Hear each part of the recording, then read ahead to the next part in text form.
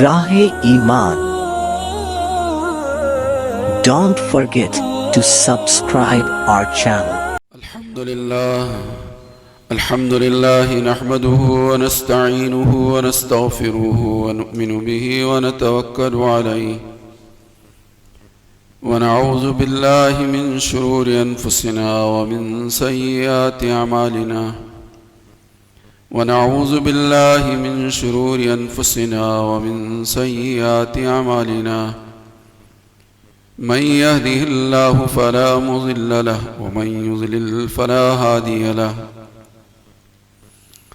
ونشهد أن لا إله إلا الله وحده لا شريك له ونشهد أن سيدنا ونبينا وشفيعنا ومولانا محمدا عبده ورسوله صلى الله عليه وعلى آله وأصحابه وبارك وسلم تسليما كثيرا كثيرا.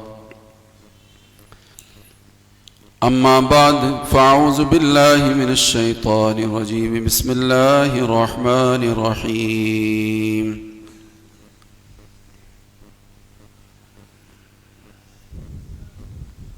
وقضى ربك ألا تعبدوا إلا إياه وبالوالدين إحسانا. صدق الله العظيم. اللهم صل على سيدنا مولانا محمد وعلى آل سيدنا مولانا محمد وبارك وسلم. اللهم صل على سيدنا مولانا محمد وعلى آل سيدنا مولانا محمد وبارك وسلم. اللهم صل على سيدنا مولانا محمد وعلى آل سيدنا مولانا محمد وبارك وسلم.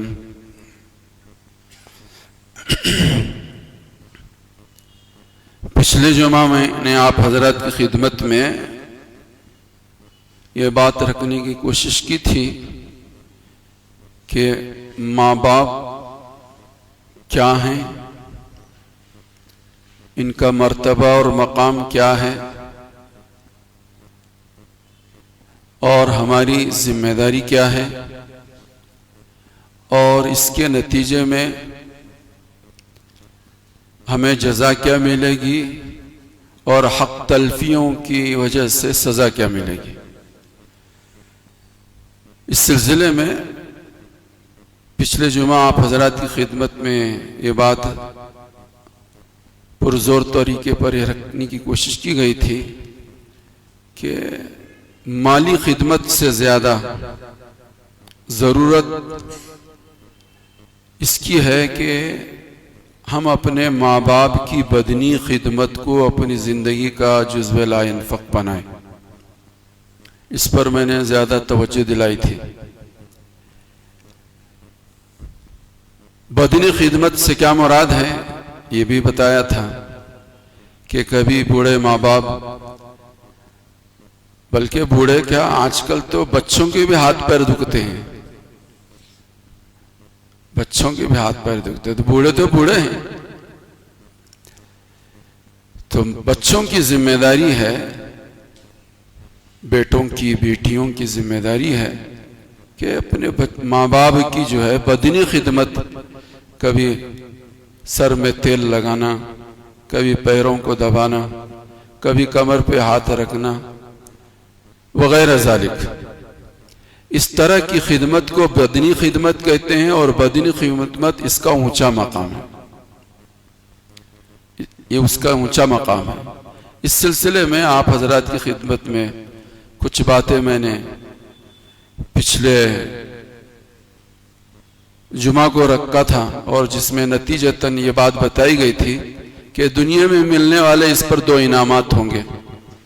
ایک تو یہ ہے کہ خادم خدمت کرنے والوں کو، ماں باپ کی خدمت کرنے والوں کو عافیت والی لمبی زندگی ملے گی، عافیت والی لمبی زندگی ملے گی. عافیت والی لمبی زندگی کا کیا مطلب؟ اس کا مطلب یہ ہے کہ ہماری وقت میں برکت ہوگی اور وقت میں بھی برکت ہوگی اور صحت میں بھی برکت ہوگی. جو بچے ماں باپ کی خدمت کرتے ہیں اللہ پاک ان کو بہترین صحت سے نوازتے ہیں کہ جس صحت سے وہ اپنی دنیا کے کام کو سلوٹوں میں پورا کر لیا کرتے ہیں. ایک چیز یہ بیان کیا تھا میں نے، اور یہ چیز قرآن و حدیث سے مستنبط ہے، ایسا نہیں ہے کہ کسی کا قول ہے، کسی کی نقل کی ہوئی بات ہے، نہیں، حدیث پاک کے اندر حضرت محمد رسول اللہ صلی اللہ علیہ وآلہ وسلم نے اس کو پیش کیا ہے. دوسری بات یہ بتایا تھا کہ دیکھو ماں باپ کی خدمت کے ذریعے سے آدمی اپنی روزی روٹی کے دروازوں کو کشادہ کر سکتا ہے. اللہ اس کی روزی روٹی میں خوب برکت دیتے ہیں کہ جو بچے جو ہے ماں باپ کی خدمت کرتے ہیں.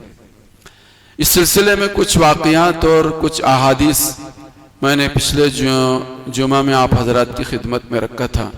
آج ایک روایت مشکات شریف کی روایت ہے. حدیث پاک کے اندر سرکار مدینہ محمد عربی صلی اللہ علیہ وسلم نے فرمایا کل الذنوب یغفر اللہ منہ ما شاء. تمام گناہ، دنیا میں بہت سارے گناہ ہیں، چھوٹے بڑے گناہ ہیں، جانے انجانے گناہ ہیں، بے شمار گناہ ہیں. فرمایا اللہ پاک نے کہ کفر و شرک کے بعد سارے گناہ اللہ سب کے گناہ کو اگر چاہیں گے تو اللہ معاف کریں گے. یغفر اللہ منہ ما شاء، جس کو چاہیں گے معاف کریں گے. لیکن حقوق الوالدین الا حقوق الوالدین، ماں باپ کی نافرمانی کا گناہ ایسا گناہ ہے کہ اللہ اس کو نہیں معاف کریں گے. الا حقوق الوالدین، ماں باپ کی نافرمانی یا ماں باپ کی دل شکنی یا ماں باپ سے اپنے رخ کو پھیر لینا یا ماں باپ سے ناراض ہونا ایک ایسا جرم اور ایسا قصور اور ایسا گناہ ہے اللہ اور اس کے رسول کے نزدیک کہ اللہ اسے نہیں معاف کریں گے. الا حقوق الوالدین. پھر آگے فرمایا حدیث پاک کے اندر فَإِنَّهُ يُعَجِّلُ لِصَاحِبِهِ فَإِنَّهُ يُعَجِّلُ لِصَاحِبِهِ فِي الْحَيَاةِ قَبْلَ الْمَمَاتِ. یہ گناہ ایک ایسا گناہ ہے کہ اس کی جو سزا مرنے کے بعد جو ملے گی، لیکن جیتے جی اس کو دنیا میں ہی اس کی سزا اللہ دیتے ہیں.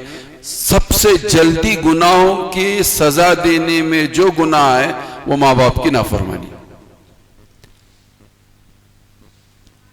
کفر کی، شرک کی سزا مرنے کے بعد.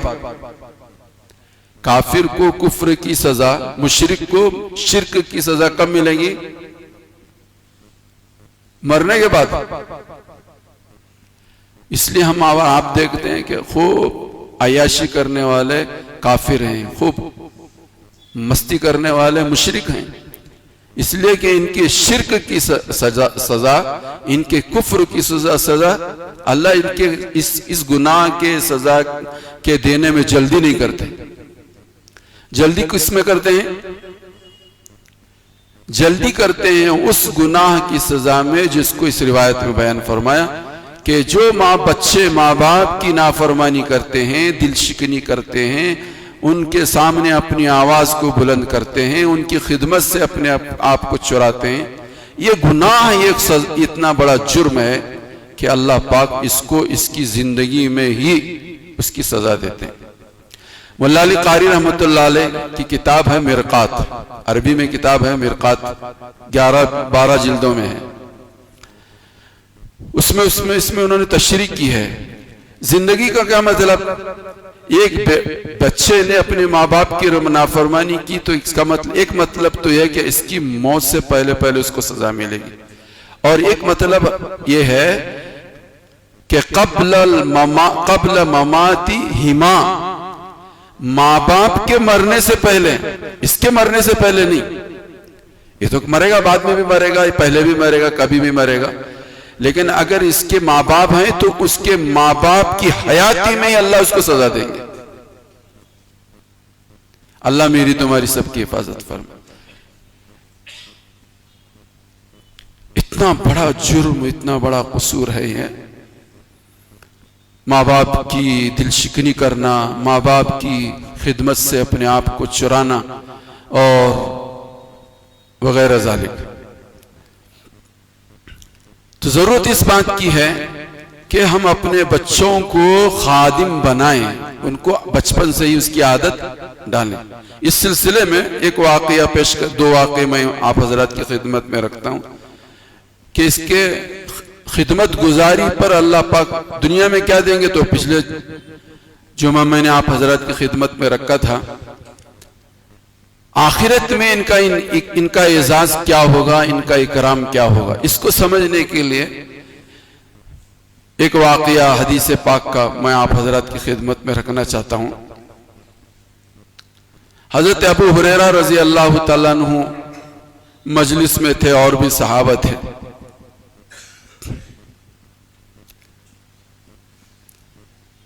حضور علیہ السلام نے فرمایا کہ کل میرے پاس ایک آدمی آئے گا، وہ جنتی ہوگا۔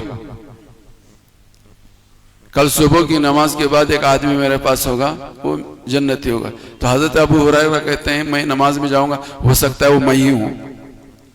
چنانچہ حضرت ابو ہریرہ جو ہے نماز میں حضور کے ساتھ صبح کے نماز میں رہے، لوگ سب نماز پڑھ کر منتشر ہو گئے، حضرت ابو ہریرہ بیٹھے رہے، حضرت ابو ہریرہ بیٹھے رہے۔ تھوڑی دیر کے بعد ایک کالا کلوٹا آدمی آیا اور حضور علیہ السلام کے قریب ہوا، کچھ گفتگو شنید ہوئی۔ اس کے بعد حضرت ابو ہریرہ نے فرمایا یا رسول اللہ، یہی وہ آدمی ہے جس کے متعلق آپ نے فرمایا؟ ہاں یہی وہ آدمی ہے، یہی وہ آدمی ہے۔ حضرت ابو ہریرہ یہ سوچ کر بیٹھے تھے میرے بارے میں حضور کہیں گے کچھ۔ یقیناً حضرت ابو ہریرہ بھی ہم سب کا یقین ہے کہ وہ جنتی ہیں، لیکن ایک موقع ہوتا ہے کسی کو کیا کوئی بات سمجھانے کا وقت ہوتا ہے۔ اس کے بعد حضور نے جو بات کہی ہے وہ بات میں آپ حضرات کی خدمت میں رکھنا چاہ رہا ہوں، اللہ مجھے بھی اور آپ کو بھی سب کو سمجھنے کی توفیق دے۔ حضور نے فرمایا ابو ہریرہ، کچھ لوگ دنیا میں ایسے ہوتے ہیں کہ جو جنت کے سردار اور جنت کے بادشاہ ہوتے ہیں، جنت کے سردار اور جنت کے بادشاہ ہوتے ہیں۔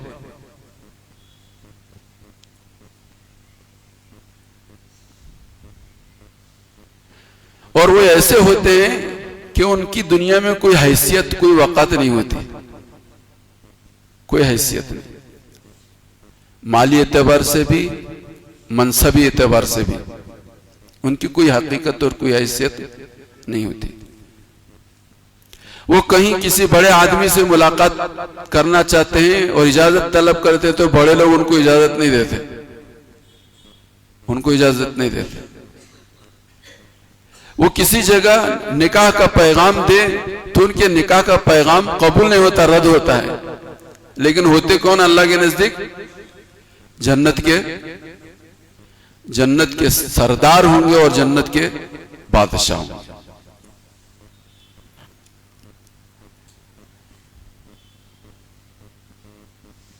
اس کے بعد حضرت ابو ہریرہ رضی اللہ تعالیٰ اس روایت میں ہے، صحابہ نے حضور سے پوچھا یا رسول اللہ کسی ایسے آدمی سے ہماری ملاقات ہوگی، کسی ایسے آدمی سے ہماری ملاقات ہوگی کیا؟ تو حضرت محمد رسول اللہ صلی اللہ علیہ وسلم نے فرمایا ہاں تمہاری ایک شخص سے ملاقات ہوگی جس کا نام اویس ابن عامر قرنی ہوگا۔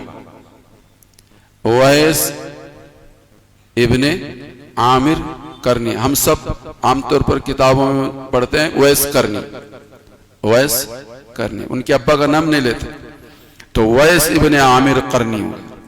ان کی حالت یہی ہے کہ ان کے پاس بدن پر ایک اونی لنگی ہوگی اور ایک اونی چادر ہوگی۔ اگر وہ قسم کھا لے تو اللہ پر واجب ہے کہ اللہ ان کی قسم پوری کر دے۔ وہ قسم کھا لے تو وہ کسی کے لیے مغفرت کی دعا کرے تو مغفرت ہو جائے گی، اس کی مغفرت ہوگی۔ عمر تمہاری ان سے ملاقات ہو تو ضرور ان سے مغفرت کی دعا کروانا، ان سے مغفرت کی دعا کر. ان کی مغفرت کی دعا پر تمہاری مغفرت ہوگی. کسے کہہ رہے ہیں؟ سمجھ میں آ رہی بات ہے؟ حضرت عمر سے کہہ رہے ہیں وہ مغفرت کی دعا کر دے تو اللہ تمہاری مغفرت کر دے. وہ قسم کھا لیں تو اللہ ان کی قسم کو پورا کریں گے. ان کی قسم کو پورا کریں گے.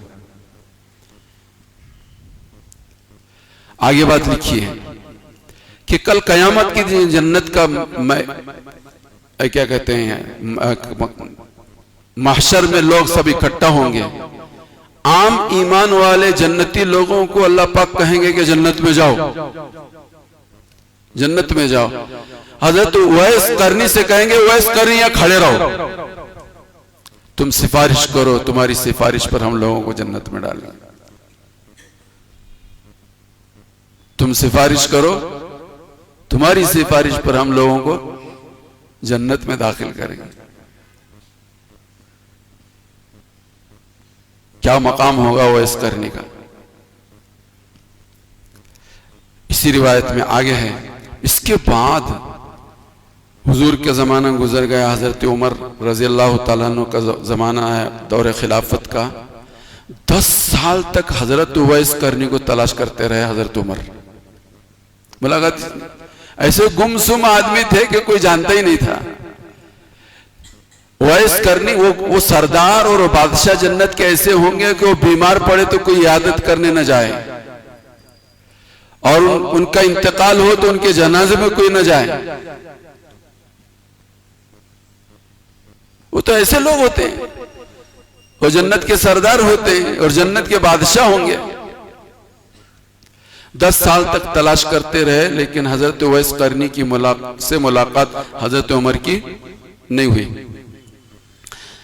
اسی واقعے کے اندر یہ بات آخر میں لکھی ہے کہ جس سال حضرت عمر رضی اللہ تعالیٰ عنہ کی شہادت ہوئی اس سال حضرت کیا کہتے ہیں ابو قبیس پہاڑ پر، مکہ مکرمہ میں ایک پہاڑ ہے ابو قبیس. جو لوگ حج پہ گئے ہیں وہ جانتے ہیں کہ جہاں پر آج کل بادشاہ کا محل بنا ہوا ہے. یہ دنیا کا سب سے پہلا پہاڑ ہے. اللہ نے زمین بنائی اور زمین جب ہلنے لگی تو پہاڑوں کو بطور میخ کے اس کے اندر گاڑ دیا. تو ان پہاڑوں میں سب سے پہلا پہاڑ جو بنایا اللہ نے کون سا بنایا؟ ابو قبیس. یہ پہاڑ بنا، یہی وہ ابو قبیس پہاڑ ہے جہاں پر آج بادشاہوں کا حرم کے سامنے جو محل بنا ہوا ہے ابو قبیس.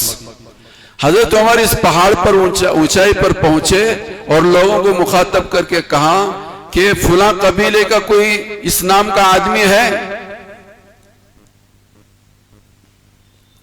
کوئی جواب نہیں دینے کو تیار نہیں. ایک بوڑھے آدمی بالکل کمزور سفید داڑھی والے کھڑے ہوئے کہ اویس نام کا، یعنی حضرت عمر کسی کے متعلق پوچھ رہے تو اس بوڑھے کے ذہن میں یہ بات آئی کہ بڑا کوئی آدمی ہوگا. امیر المومنین پوچھ رہے ہیں، امیر المومنین پوچھ رہے ہیں تو کوئی بڑا آدمی ہوگا. تو نے کہا اویس نام کا تو ہمارے قبیلے کے اندر، ہمارے خاندان کے اندر تو کوئی آدمی نہیں. ہاں البتہ میرا بھتیجا ہے، اس کا بھی نام اویس ہی ہے، لیکن وہ سب سے ہمارے قبیلے میں سب سے نچلے طبقے کا ہے. اس کی کوئی حقیقت، کوئی حیثیت نہیں. میرا بھتیجا ہے وہ.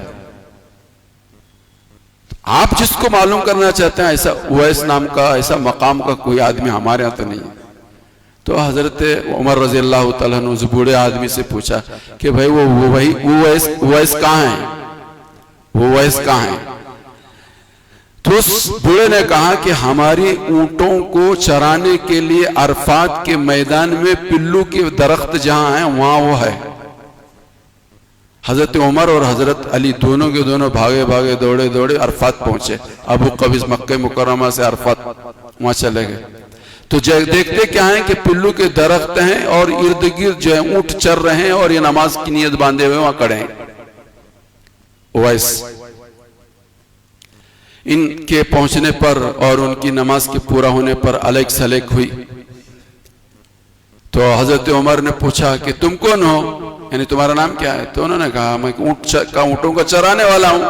نہیں بھائی تمہارا نام کیا ہے؟ تو انہوں نے کہا عبداللہ. ارے بھائی عبداللہ تو سب ہیں دنیا میں جتنے سب عبداللہ ہی ہیں, تمہاری ماں نے تمہارا کیا نام رکھا ہے؟ بھائی تم میرا نام کیوں پوچھ رہے ہو؟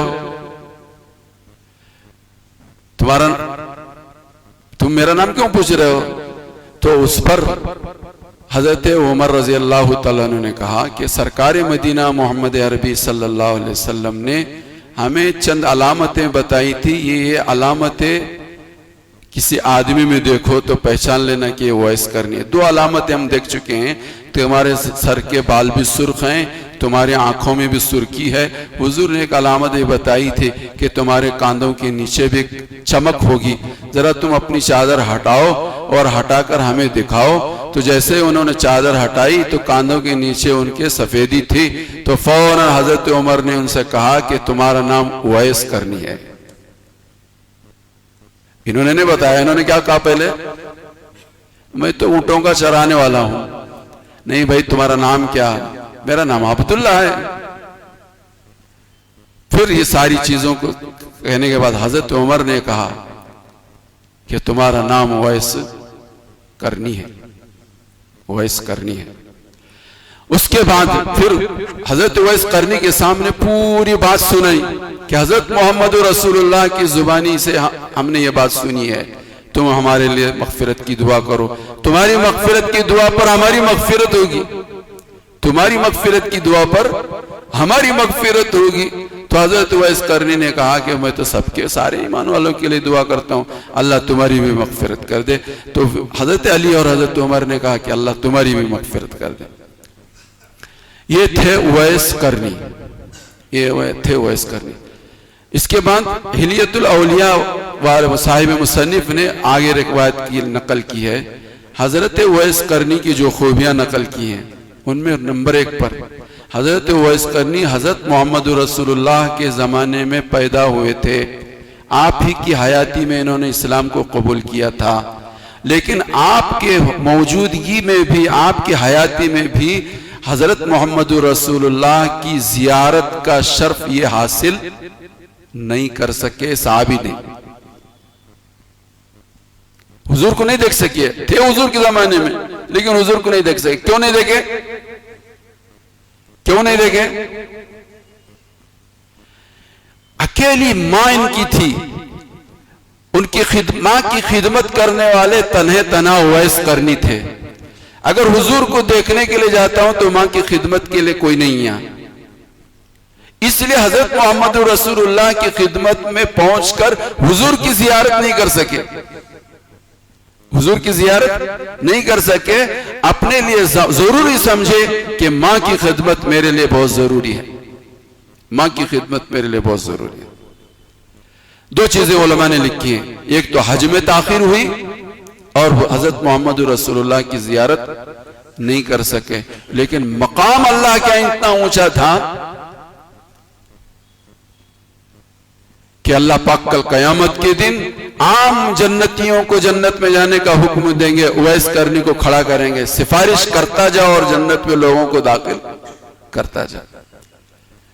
یہ ماں کی خدمت ہے, یہ ماں کی خدمت ہے کہ حضرت وائس کرنی کو اللہ نے اس مقام تک پہنچایا, اس مقام تک پہنچایا کہ جس کو ہم نہیں سمجھ سکتے.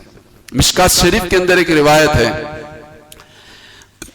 حضور علیہ السلام فرماتے ہیں دخلت الجنہ, میں خواب کے اندر جنت میں داخل ہوا. حضور خواب میں جنت میں جاتے تھے, معراج میں بھی خواب میں گئے. ایک تو جسمانی معراج ہے جس کو بہت سارے لوگ رجب کے مہینے میں یاد کرتے ہیں, اور خواب میں بھی حضور کے اللہ کے پاس جاتے تھے اور جنت میں بھی جاتے تھے. تو حضور روایتوں میں ہے کہ میں جنت میں داخل ہو گیا خواب کے اندر. فَسَمِعْتُ قِرَاءَةً, جب جنت میں گیا تو قرآن پاک کے پڑھنے کی آواز سن رہا تھا. میں قرآن پاک کوئی پڑھ رہا ہے اور میرے کان میں وہ آواز پڑھ رہی ہے. تو حضور علیہ السلام نے فرشتوں سے پوچھا یہ کون پڑھ رہا ہے, یہ کس کی آواز آ رہی ہے؟ تو فرشتوں نے یہ کہا کہ یہ حارث بن نعمان ہے, یہ حارث بن نعمان ہے. اس اس روایت میں آگے الفاظ لکھے ابر الناس بأمہ، لوگوں میں سب سے زیادہ بھلا سلوک کرنے والے اپنے ماں کے ساتھ نعمان، حارث بن نعمان تھے، حارث بن نعمان تھے، جس کا بدلہ اللہ پاک نے اس طرح سے دکھایا کہ حضرت محمد رسول اللہ جنت میں جا رہے ہیں اور وہاں قرآن پاک کے پڑھنے کی آواز نعمان بن حارث بن نعمان کی پڑھنے کی آواز حضرت محمد رسول اللہ صلی اللہ علیہ وسلم نے حیاتی میں اپنے قرآن پاک کی آواز سنی۔ اس پر حضرت مفتی سعید صاحب پالن پوری رحمت اللہ علیہ نے یہ بات لکھی ہے اس کے حدیث کی تشریح میں کہ جنت کو واجب کرنے والے جو چیزیں ہیں ان میں ایک ہے ماں کی خدمت۔ موجب جنت کو واجب کرنے والی جتنے اعمال ہیں ان اعمال میں ایک عمل جو ہے کہ بچوں کا اپنی ماں کی خدمت کرنا، بچوں کا اپنی ماں کی، چاہے وہ مالی خدمت ہو چاہے وہ بدنی خدمت ہو، یہ خدمت ایسی ہے کہ جہاں نماز، روزہ، زکوٰۃ، حج، یہ ساری اعمال ہیں کہ ان کے ساتھ ساتھ اگر بچے ہمارے ماں باپ کی خدمت کو اپنی زندگی کا جزو لا ينفق بنا لیں گے، اپنی زندگی کا ہی حصہ بنا لیں گے تو اللہ ان کو دنیا بھی دیں گے اور جنت میں بھی ان کے لیے جنت بھی واجب کریں گے۔